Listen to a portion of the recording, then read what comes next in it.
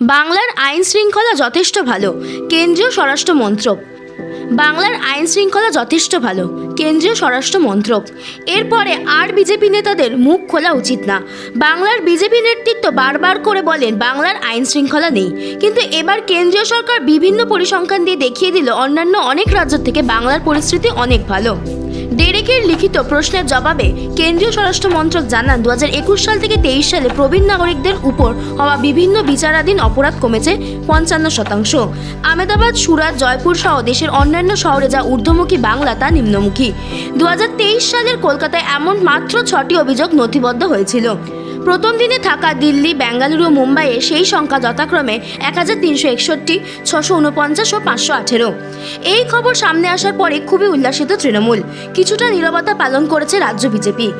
তফসিলি জাতি এবং জনজাতিদের ওপর হওয়া বিভিন্ন আক্রমণ, হেনস্থা সংক্রান্ত প্রশ্নে নাদিমুলকে কেন্দ্র জানালো 2019 থেকে 23 সালে তফসিলি জাতি ও জনজাতিদের ওপর বিভিন্ন মামলার বাংলায় কমেছে 21%। উল্টো দিকে সর্বভারতীয় ক্ষেত্রে যা বেড়ে হয়েছে 32%। বাংলা সরকারের মাথায় এই নিশ্চয়ই একটা নতুন শিরোপা। Target news, Kolkata.